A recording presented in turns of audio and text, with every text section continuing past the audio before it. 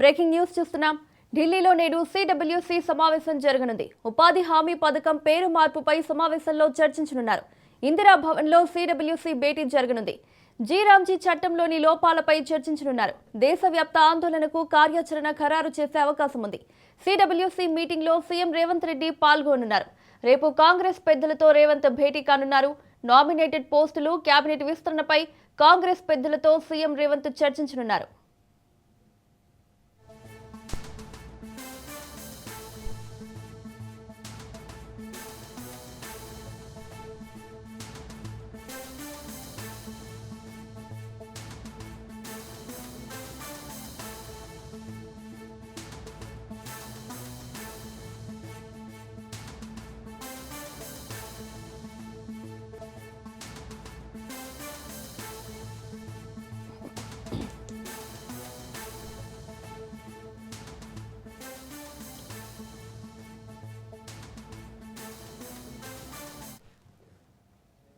ఢిల్లీలో నేడు సిడబ్ల్యూసీ సమావేశం జరగనుంది. ఉపాధి హామీ పథకం పేరు మార్పుపై సమావేశంలో చర్చించనున్నారు.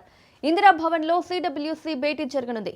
జీ చట్టంలోని లోపాలపై చర్చించనున్నారు. దేశవ్యాప్త ఆందోళనకు కార్యాచరణ ఖరారు చేసే అవకాశం ఉంది. సిడబ్ల్యూసీ మీటింగ్లో సీఎం రేవంత్ రెడ్డి పాల్గొనున్నారు. రేపు కాంగ్రెస్ పెద్దలతో రేవంత్ భేటీ కానున్నారు.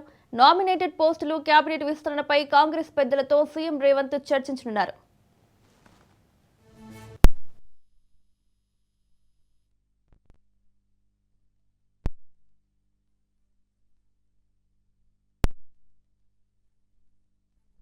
అసెంబ్లీ సమావేశాలకు హాజరు కావాలని బీఆర్ఎస్ అధినేత కేసీఆర్ నిర్ణయించారు.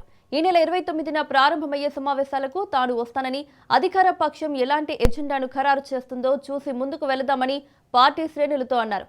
పార్టీ నాయకులతో ఎర్రవల్లిలోని ఫామ్ హౌస్లో కేసీఆర్ సమావేశమయ్యారు. అసెంబ్లీ సమావేశాల్లో పార్టీ పరంగా అనుసరించే వ్యూహంపై నేతలకు దిశానిర్దేశం చేశారు.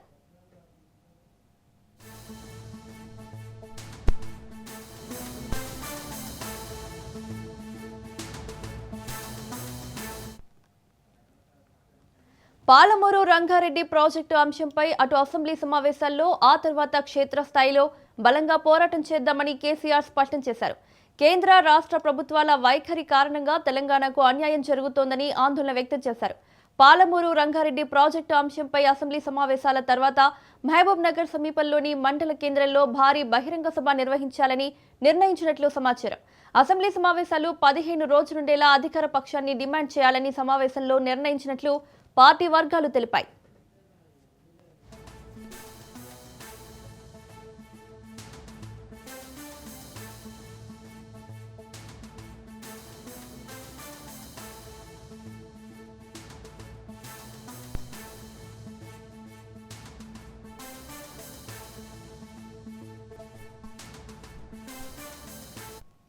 కేసీఆర్ ఒక్క ప్రెస్ మీట్ కు సీఎం రేవంత్ రెడ్డికి ముచ్చెమటలు పట్టాయని బీఆర్ఎస్ వర్కింగ్ ప్రెసిడెంట్ కేటీఆర్ అన్నారు.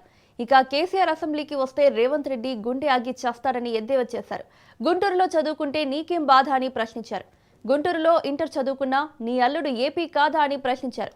ఇక చిట్టినాయుడు కాదు, భీమవరం బుల్లోడని ఎద్దేవా చేశారు. అధికారంలోకి వచ్చి 2 ఏళ్ళై ఏం జరిగింది, ఏం ఒరిగింది అంటే 3 జరుగుతున్నాయి. కూల్చివేతలు, పేల్చివేతలు, ఎగవేతలు. అంతే. ఈ ప్రభుత్వం ఏందా అంటే కట్టే కొట్టే తెచ్చే అని చెప్పినట్టు కూల్చివేతలు, హైడ్రాన్ పెట్టి పేదోళ్ళ ఇల్లు కూలగొట్టుడు. మొత్తం ఆల్విన్ కాలనీకి వెళ్ళి మొదలు పెడితే అన్ని బస్తీలలో ఇల్లు కూలగొట్టుడు తప్ప ఒక్క హైదరాబాద్లో ఒక్క ఇటుక పెట్టింది లేదు, ఒక ఇల్లు కట్టింది లేదు. ఇందిరమ్మ పేరు చెప్పుకొని బతుకుడు తప్ప ఒక్కటంటే ఒక్కటి మంచి పని మాత్రం గరీబోళ్లకు చేసింది లేదు ఈ ప్రభుత్వం వచ్చినాక. ఇక ఎగవేతల గురించి అయితే నేను చెప్పాల్సిన అవసరం లేదు. ఆయన పేరు మార్చుకోవాలా. యనుమల రేవంత్ రెడ్డి కాదు, ఎగవేతల రేవంత్ రెడ్డి. ఎందుకంటే మీరు చూడండి ఏమేం మాటలు చెప్పిండు, పెద్ద పెద్ద డైలాగులు కొట్టిండు. కేసీఆర్ గారు ₹1,00,000 ఇస్తున్నాడు లగ్గం చేసుకుంటే, కళ్యాణ లక్ష్మి షాదీ ముబారక్ అని నేను తులం బంగారం ఇస్తా అన్నాడు. సోనియా గాంధీ మీద ఒట్టన్నాడు. అట్లే ఆడపిల్లలకు నెలకు 2,500 ఇస్తా అన్నాడు. ప్రియాంక గాంధీ మీద ఒట్టన్నాడు. అయినాయా వాళ్ళకని వచ్చినాయా? 2,500 తులం బంగారం వచ్చిందా? ముసలోళ్ళని ముంచిండు. 2,000 పెన్షన్ 4,000 చేస్తా అని మాట్లాడిండు. వచ్చినాయా? ఇవేవి కాలేదంట. కానీ ఇప్పుడు 1,00,000 మంది ఆడోళ్ళని కోటీశ్వర్లు ఎత్తారట ఈ మొగోడు. ఆ పదవిలోకి వచ్చినోనికి సంతోషం ఉండాలి కానీ ఏడిపోయిందిరా నాయన. రోజు టీవీ పెడితే చాలు తిట్ల పురాణం తప్ప ఏముండదు. మీరు గట్టిగా అడిగిర్రు అనుకో, ఏమాయిరా భయ్ 2,500 ఏడు ఉన్నాయని చెప్పి మీరు అడిగిరాక ఆడపిల్లలు పోయి మీ గుడ్లు వీకి గోటీలు ఆడుతా అంటాడు. వీడెక్కడ ముఖ్యమంత్రి? ముసలోళ్ళు పోయి ఏమైరా భయ్ మరి 2000 పెన్షన్ 4000 చెప్తాను ఏడవ 100 రోజులు లాంటివి నరికితివి ఏడవన్నావు తమ్మి అంటే నీ పేగులు తీసి మెడలు వేసుకుంటా అంటాడు. అట్లాగే మన విద్యార్థులు పోయి ఏమయ్యా మరి 2 లక్షల ఉద్యోగాలన్నావు ఏం సంగతి అంటే నీ లాగుల తొండలు ఇడిచి పెడతా. వీడేం ముఖ్యమంత్రి వీందేం భాష నాకు అర్థమే కాదు. అరే 2 ఏళ్ళకి వెళ్ళి ఏం చేసినవారు అయ్యాను అంటే లాగుల తొండలు ఇడుస్తా మెడల బేగులేసుకుంటా గుడ్లు వీకి గోటీలాడతా నీ అమ్మ నీ అయ్య గీదా భాష. నేనట మా అయ్య పేరు చెప్పుకొని బతుకుతున్నా అంట. అవు మా అయ్య గొప్పోడు, మా అయ్య తెలంగాణ తెచ్చిన మొగోడు మొనగాడు బరాబర్ చెప్పుకుంటా. తప్పేమున్నది? మా అయ్య పేరు నేను కాకపోతే ఎవడు చెప్పుకుంటా నాకు అర్థం కాదు. మా అయ్య మొగోడు మొనగాడు తెలంగాణ తెచ్చినోడు బరాబర్ చెప్తా. మరి నేనేమంటున్నా, నువ్వు సకట్ పనులు చేస్తే నీ పిల్లలు కూడా నీ పేరు చెప్పుకుంటారు. నువ్వు లుచ్చ పనులు చేసినావు అనుకో నీ మన్మడు కూడా నీ పేరు చెప్పుడే గాలంగా మన్మని అని చెప్పుకోడు. మంచి పనులు చేయి నీ పేరు కూడా చెప్పుకుంటారు. నీలాగా ఆయన మళ్ళా అంటుండు కేసీఆర్ నట ముఖ్యమంత్రి కానియాడంట. నేను కూడా మీ అందరికి ఒకటే చెప్తున్నా, మీ అందరి దయ ఉంటే మీ అందరి ఆశీర్వాదం ఉంటే ఖచ్చితంగా కేసీఆర్ సంగతి ఇడిచిపెట్టు. నిన్ను కొడంగల్లో కూడా మళ్ళీ గెలవనీయకుండా చేసే బాధ్యత మాది. నిన్ను కొడంగల్లో మళ్ళీ గెలవనీయకుండా మళ్ళీ అసెంబ్లీకి రానియకుండా చేసే బాధ్యత పార్టీగా మేమందరం ప్రజలుగా మేమందరం తీసుకుంటాం. నువ్వు మాట్లాడే మాటలు చేసే రోత పనులు వాటికి ఇలా ప్రజలు అసహించుకుంటున్నారు. ఖైరతాబాద్ ఎమ్మెల్యే దానం నాగేందర్ రాజీనామాకు సిద్ధమైనట్లు తెలుస్తోంది. ఆయన వ్యాఖ్యలు చూస్తే కొద్ది రోజుల్లోనే ఎమ్మెల్యే పదవికి రాజీనామా చేయడానికి సిద్ధంగా ఉన్నట్లు సమాచారం. 2023 అసెంబ్లీ ఎన్నికల్లో బీఆర్ఎస్ నుండి ఎమ్మెల్యేగా గెలిచారు దానం నాగేందర్. 2024 పార్లమెంట్ ఎన్నికల్లో కాంగ్రెస్ నుండి సికింద్రాబాద్ ఎంపీగా పోటీ చేశారు. దానం నాగేందర్కు అనర్హత వేటు పడకుండా ఆపడం కష్టమంటున్నాయి హస్తం వర్గాలు. టెక్నికల్గా దానం నాగేందర్ పార్టీ మారినట్టు ఆధారాలు ఉన్నాయని చర్చిస్తున్నారు.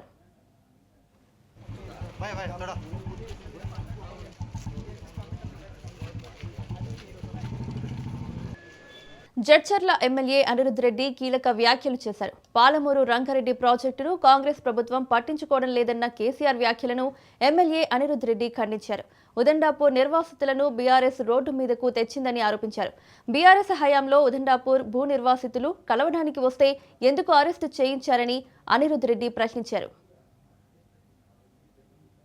లిఫ్ట్ ఇరిగేషన్ వెనుకబడిపోయింది, మీరు పట్టించుకోలేదని చెప్పి కేసీఆర్ గారు మొన్న మాట్లాడడం జరిగింది. నేను ఒకటే అడుగుతున్నాను, మా జడ్చర్ల నియోజకవర్గంలో ఉన్న ఉదండపూర్ రిజర్వాయర్ అక్కడ బాధితులు మిమ్మల్ని కలిసేదానికి వస్తామంటే అరెస్టులు ఎందుకు చేయించినావు? కుర్చీ వేసుకొని కంప్లీట్ చేస్తా అనే ప్రాజెక్టు నార్లాపూర్కి పోయి ఎలక్షన్స్ కన్నా ముందు బటన్ ఒత్తి ఇంకో మొత్తం కంప్లీట్ అయిందని చెప్పినవి మీరే కదా. చెప్పిన తర్వాత ఈరోజు 70% కంప్లీట్ అయింది, ఇంకా 30% కంప్లీట్ కావాలని చెప్పి మళ్ళీ మాట ఎట్లా మార్చినారు? నిజంగా మీకు పాలమూరు రంగారెడ్డి లిఫ్ట్ ఇరిగేషన్ పైన చిత్తశుద్ధి ఉంటే మీరు కాళేశ్వరంకి 2 TMC నుంచి 3 TMC, 1 TMC ఎట్లా పెంచినారు? 32,000 కోట్ల రూపాయలు దానికి పెంచడం జరిగింది.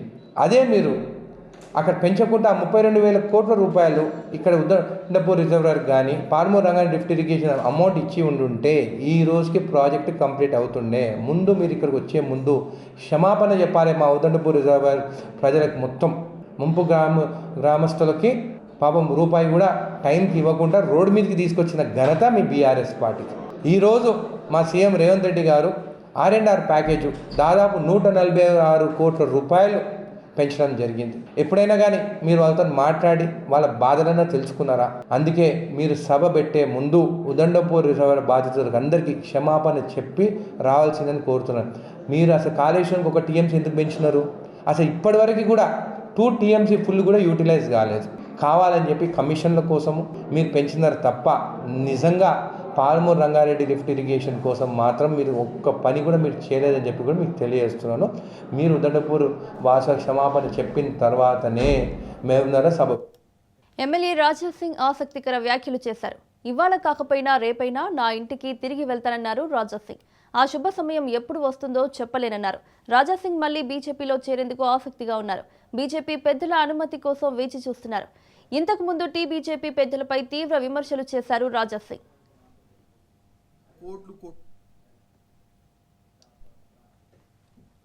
రాష్ట్ర ఐటీ పరిశ్రమల శాఖ కార్యదర్శిగా సుదీర్ఘ అనుభవం ఉన్న జయేష్ రంజన్ను తెలంగాణ ప్రభుత్వం బదిలీ చేసింది. మెట్రోపాలిటన్ ఏరియా స్పెషల్ సీఎస్గా నియమించడంతో పాటు పర్యాటక శాఖ స్పెషల్ సీఎస్గా ఆయన్ని కొనసాగించాలని నిర్ణయించింది. అయితే జయేష్ రంజన్ బదిలీ అంశం ఇప్పుడు చర్చనీయాంశంగా మారింది. తన పరిధి దాటి పరిశ్రమల శాఖ వ్యవహారాల్లో నిత్యం తలదూర్చుతుండడం, అక్కడి అధికారులపై పెత్తనానికి ప్రయత్నిస్తున్నారంటూ ఆరోపణలు ఉన్నాయి. అంతేకాదు మంత్రి శ్రీధర్ బాబుకు జయేష్ రంజన్కు మధ్య గ్యాప్ ఉందనే ప్రచారం కూడా ఉంది.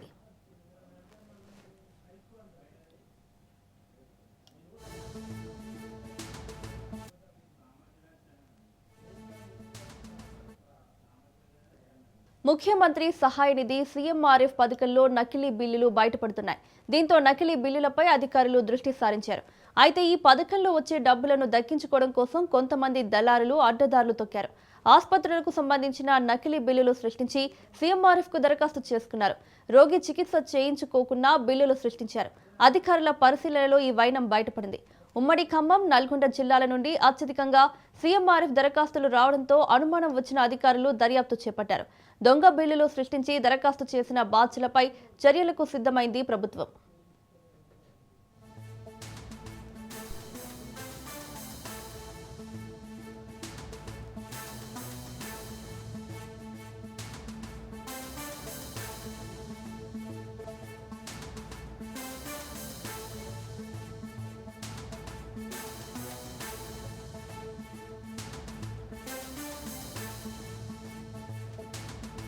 మహబూబాబాద్ జిల్లాలో రైతులకు యూరియా కష్టాలు తప్పడం లేదు. పీఎస్ఈఎస్ ఎదుట చెప్పులు క్యూ లైన్లో పెట్టి పడిగాపులు కాస్తున్నారు రైతులు. మహబూబాబాద్ తొర్రూరు రహదారిపై రైతుల రాస్తారోకో చేశారు. ప్రభుత్వానికి వ్యతిరేకంగా రైతులు నినాదాలు చేశారు. సరిపడా యూరియా పంపిణీ చేయాలని డిమాండ్ చేశారు. రైతుల ఆందోళనతో రహదారిపై వాహనాలు నిలిచిపోయాయి.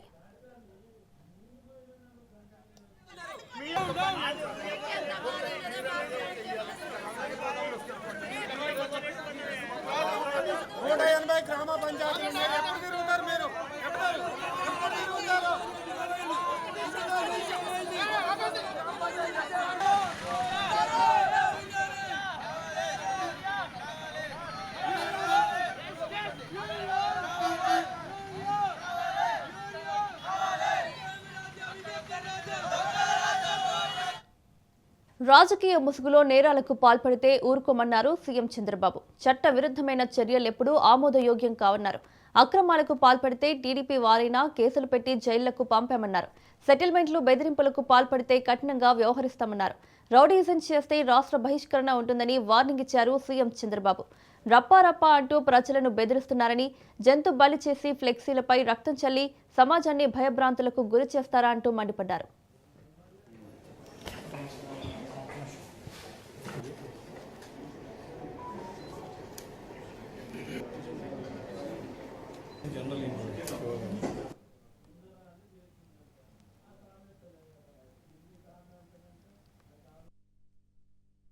రఫరఫాలు ఆడిస్తానని ఒక పోస్టర్ పెట్టి ఆ పోస్టర్లో జన్మదినం జరుపుకోవచ్చు, మనసుల్లో ఉండి రావాలి. జరుపుకుంటే నాకేం అబ్జెక్షన్ లేదు. అదే సమయంలో ఫ్లెక్సీ దగ్గర నిషేధమైనటువంటి జంతు బలి చేసి ఆ జంతువును పైకి తీసి బ్లడ్ చల్లడం అంటే సమాజాన్ని భయభ్రాంతులు చేయాలనుకుంటున్నారు. ఆ రోజు కూడా మీరు పోలీసు వ్యవస్థ గుర్తుపెట్టుకోవాల్సింది, నేను ఏదైతే వివేకానంద రెడ్డి గారిని చంపినప్పుడు బయట ప్రపంచాన్ని నమ్మించారు హార్ట్ అటాక్ అని. అందరం నమ్మితే 2 రోజులకు నెక్స్ట్ ఈవినింగ్ నెక్స్ట్ మార్నింగ్ కి రివర్స్ చేశారు. అంటే ఒక నేరస్తులు నేరాలు చేసి ఆ నేరాలు వేరే వాళ్ళపై నేయడమే కాకుండా ఓసారి దానికి ఎల్బీ కూడా క్రియేట్ చేసుకుంటారు. వీళ్ళు నేరాలు చేస్తారు, అప్పుడు ఎక్కడో ఒక వీఐపీ దగ్గర ఉంటాడు. అంటే నేరం జరిగినప్పుడు వీటి మీద కేసు పెట్టనీయకుండా చేసే తప్పుడు పనులు ఇవన్నీ. వాళ్ళు ఎన్ని చేసినా మీరు ఒక్కటే గుర్తుపెట్టుకోవాలి, దొంగతనం చేసేవాడు కానీ, నేరాలు చేసేవాడు కానీ, ఘోరాలు చేసేవాడు కానీ ఎవిడెన్స్ లేకుండా తప్పించుకోలేడు. వాడు మనకంటే ఇంటెలిజెంట్ అయితే వాడు చేసి తప్పించుకుంటాడు. వాడికంటే మనం ఇంటెలిజెంట్ అయితే అక్కడనే పట్టుకొని ఇనిషియల్ స్టేజ్లోనే అరికట్టే పరిస్థితి వస్తుంది. ఇది నేను ఇప్పుడు చెప్పడం కాదు, పోలీసులకి డీజీపీ గారు కూడా చాలాసార్లు మాట్లాడుతున్నాం. ఆ విషయం మనం ఇటీవల కాలంలో 3-4 ఇన్సిడెంట్లు జరిగాయి. బంగారుపల్లిలో ఒక ఇన్సిడెంట్ జరిగింది. గుంటూరులో వాళ్ళ వెహికల్ కింద ఒక అతన్ని వేసి తొక్కించేసి వారుగా వారేసిపోతే తర్వాత అంబులెన్స్ లో వీళ్ళు వేసిపోయి ప్రాణం కాపాడలేకపోతే మళ్ళీ వాళ్ళ బంధువులు పిలిపించి పోలీసులే అంబులెన్స్ లో పెట్టి అంబులెన్స్ చంపేశారని చెప్పి నేరం మన మీద వేసే పరిస్థితికి వచ్చారు. ఇలాంటి ఆటలు సాగనీయం, ఫర్మ్గా ఉంటాం. నేను ఒకటే చెప్తున్నా, ఎవరైనా సరే వాళ్ళ పని వాళ్ళు చేయనండి, నాకే అబ్జెక్షన్ లేదు. వాళ్ళ పని కాకుండా ఇష్టానుసారంగా చేసి ఈ ప్రభుత్వం అసమర్థత చేతగాదు అని బ్లేమ్ చేస్తే మాత్రం ఎవరిని వదిలిపెట్టే పరిస్థితి లేదు. పోలీసులు డ్యూటీ పోలీసులు చేస్తారు. ఎవరైనా సరే ఒక పద్ధతి ప్రకారం ఉండాల్సిన అవసరం ఉందని చెప్పి కూడా మరొకసారి పోలీసులందరికీ విజ్ఞప్తి, రాష్ట్రం మొత్తం పోలీసు వ్యవస్థకే విజ్ఞప్తి చేస్తున్నాను. రఫరఫాలు ఆడిస్తానని మనిషిలోని క్షమాగుణమే అతడిని ఉన్నత స్థితిలో నిలుపుతుందన్నారు ఆర్ఎస్ఎస్ చీఫ్ మోహన్ భగవత్ స్పష్టం చేశారు. తిరుపతిలోని సంస్కృతి యూనివర్సిటీలో 4 రోజుల పాటు జరగనున్న భారతీయ విజ్ఞాన్ సమ్మేళన్ను కేంద్ర మంత్రి జితేంద్ర సింగ్ సీఎం చంద్రబాబుతో కలిసి ఆయన ప్రారంభించారు. మనమంతా ఈ ప్రపంచానికి ఎంతో కొంత రుణపడి ఉన్నామన్నారు. మానసిక సంతృప్తి లేకపోతే ఎంత పొందినా సుఖం కలగదని పేర్కొన్నారు.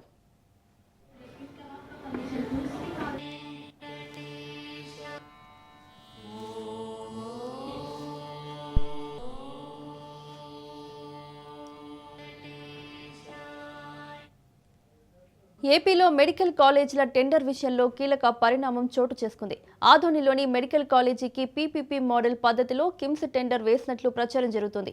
తాము మెడికల్ కాలేజీ ఎలాంటి టెండర్ వేయలేదని ఖండించిన కిమ్స్ యాజమాన్యం తమపై వస్తున్నది అసత్య ప్రచారమని స్పష్టం చేసింది.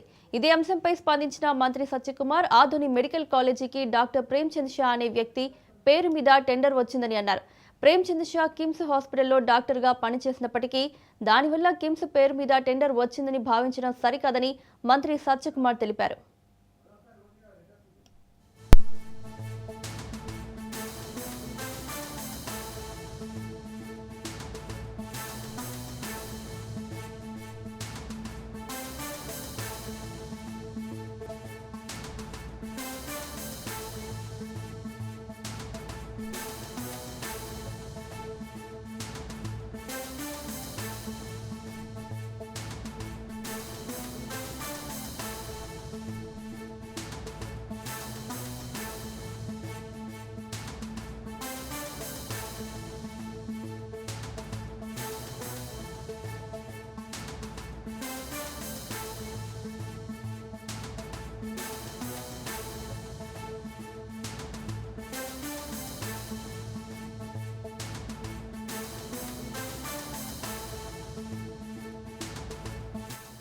శాంతి భద్రతలకు విఘాతం కలిగిస్తే చూస్తూ ఊరుకోబోమని హోంమంత్రి అనిత అన్నారు.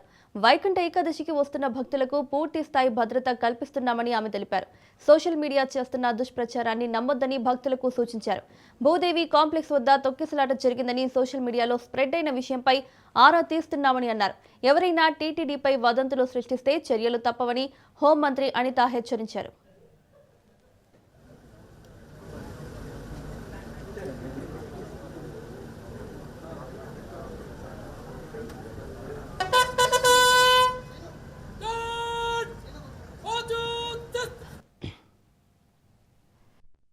వచ్చే వైకుంఠ ఏకాదశి 30వ తారీఖు నుంచి జరగబోయే వైకుంఠ ఏకాదశి 30, 31, 1 తారీఖు, అదేవిధంగా 2 నుంచి 8వ తారీఖు వరకు జరగబోయే వైకుంఠ ఏకాదశి పర్వదినానికి సందర్భంగా ఉత్తర ద్వార దర్శనం ఎక్కువ మంది భక్తులకి సౌకర్యవంతమైన దర్శనం చేయాలనే ఉద్దేశంతో ఈరోజు కూటమి ప్రభుత్వం అదేవిధంగా టీటీడీ వాళ్ళు కూడా సంయుక్తంగా ఈరోజు ఈ కార్యక్రమాన్ని నిర్వహిస్తున్నారు.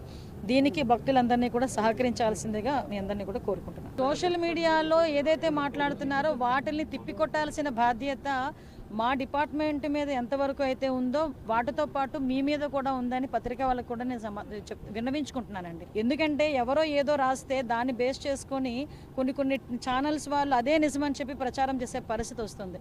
దయచేసి మీకంటూ ఒక అథెంటికేషన్ ఉంటుంది. ఒక టీవీలోకి వచ్చిందన్న, ఒక దేంట్లోనైనా పేపర్లోకి వచ్చిందన్న. ఎందుకంటే నేను పర్టికులర్గా ఎందుకంటే ఈ విషయం చెప్తున్నా, వైకుంఠ ఏకాదశి లేకపోతే దైవ దర్శనం అనేసరికి కలియుగ వెంకటేశ్వర స్వామి దర్శనం అనేసరికి ఒక ఎమోషన్తో వస్తారు. అదేవిధంగా చాలా దూర ప్రాంతాల నుంచి కొంతమంది నడుచుకొని వస్తారు, కొంతమంది దూర ప్రాంతాల నుంచి బస్సుల మీద ప్రయాసాలు తీసుకొని వస్తారు, చంటి పిల్లలతో వస్తారు. అలాంటి వాళ్ళని ఎక్కడో ఏది జరగకుండానే ఇలా జరిగిపోయింది, తొక్కిసలాట జరిగిపోయింది, ఇంతమంది గాయాలయ్యి అంతమంది హాస్పిటల్లోకి వెళ్ళిపోయారని ఎవడో ఎందుకు పనికిరన్నాడు సోషల్ మీడియాలో మాట్లాడితే దాన్ని బేస్ చేసుకొని చాలామంది భయాందోళనకు గురయ్యే పరిస్థితులు ఉన్నాయి. కాబట్టి నేను సాక్షాత్తు ఎస్పీ గారు మా పోలీస్ డిపార్ట్మెంట్ అక్కడికి వెళ్ళి చాలా క్లియర్గా అక్కడ విషయం చూపించి చెప్పడం జరిగింది. ఇలా పోస్టుల మీద పెట్టే వాళ్ళని కూడా కఠినమైన చర్యలు ఉంటాయి, వాళ్ళ మీద కూడా లీగల్ యాక్షన్ తీసుకుంటాం. హైదరాబాద్ నల్లకుంటలో దారుణం జరిగింది. అనుమానంతో భార్యను హత్య చేశాడు భర్త. పిల్లల ముందే పెట్రోల్ పోసి నిప్పు పెట్టాడు. కూతురిని కూడా మంటల్లో తోసేసి పరారయ్యాడు. ప్రేమించి పెళ్లి చేసుకున్న వెంకటేష్ త్రివేణి మధ్య గొడవలు జరుగుతున్నాయి. త్రివేణి ఎక్కడికి వెళ్లినా వెంకటేష్ అనుమానిస్తుండేవాడు. ఈ క్రమంలోనే త్రివేణిపై పెట్రోల్ పోసి నిప్పంటించాడు వెంకటేష్.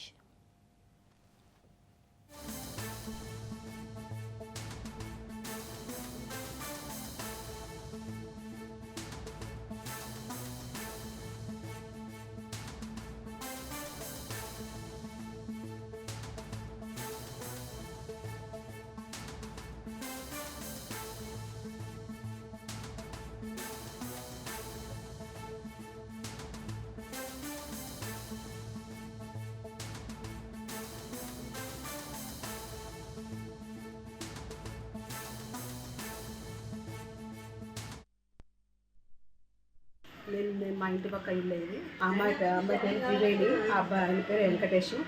వాళ్ళు రెంట్కి వచ్చారు. వచ్చి మంచిగా కొన్నులకు మంచిగానే ఉండు. ఆ తర్వాత ఆ అబ్బాయి వాడు మోసం చేసినట్టు చేసిండు. అమ్మాయి లవ్ మ్యారేజ్ చెప్పేది అమ్మాయి చేసుకొని వచ్చేది మంచిగానే ఉంది. ఆ బండి ఉన్న బండి అమ్మేసుకున్నాడు అమ్మ చెప్పకుండా.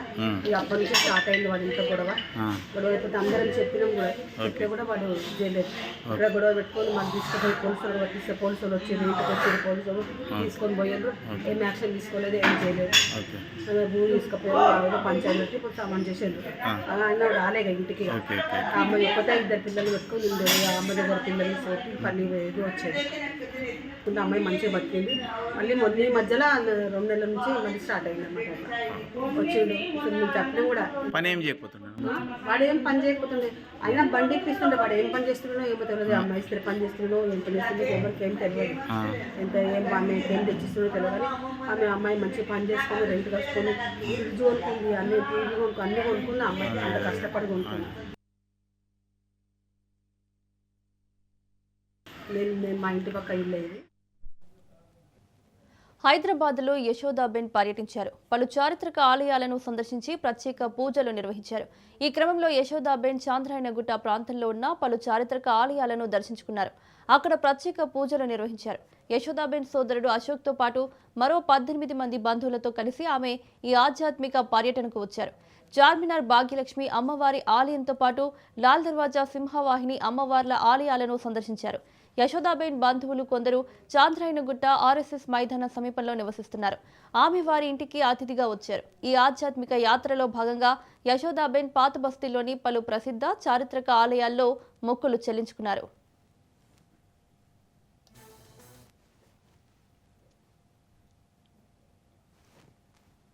ఇయర్ ఎండింగ్ వరుస సెలవులు రావడంతో శ్రీవారి దర్శనానికి భక్తులు పోటెత్తారు. అనూహ్యంగా పెరిగిన రద్దీ కారణంగా శ్రీవారి సర్వదర్శనానికి 24 గంటలకు పైగా సమయం పడుతోంది.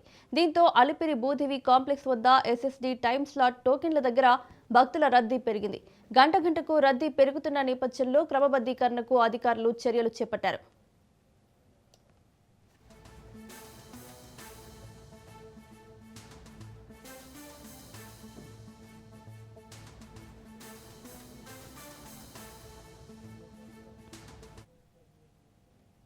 మేడారం అభివృద్ధిపై ప్రభుత్వం ప్రత్యేక దృష్టి పెట్టిందని మంత్రి సీతక్క అన్నారు. ఆదివాసీ సంస్కృతి సాంప్రదాయాలకు పెద్దపీట వేస్తూ ప్రతి నిర్మాణంలో సంస్కృతికి ప్రతిబింబించేలా చర్యలు చేపట్టింది. వచ్చే జనవరి 28, 31న జాతరను ప్రపంచ చరిత్రలోనే ఒక మైలురాయిగా నిలిచేలా ఏర్పాట్లను ఘనంగా నిర్వహిస్తోంది. 251 కోట్ల రూపాయలతో భారీ శాశ్వత అభివృద్ధి పనులకు శ్రీకారం చుట్టింది. ఇందులో రోడ్లు, నీటి సరఫరా, విద్యుత్, పరిశుభ్రత వంటి మౌలిక సదుపాయాలతో పాటు గద్దెల ఆధునీకరణ, ఆలయ ప్రాంగణాల విస్తరణ వంటివి ఉన్నాయి. దాంతోపాటు భక్తులకు మెరుగైన సౌకర్యాలు కల్పించడంపై ప్రభుత్వం ప్రత్యేక దృష్టి పెట్టింది. జాతరకు వచ్చే భక్తులు ఒకే వరుస క్రమంలో సులభతరంగా దర్శనం చేసుకునే అవకాశం ఉంటుందని, భక్తులకు ఎలాంటి ఇబ్బంది తలెత్తకుండా జరుపుతామని మంత్రి సీతక్క తెలిపారు.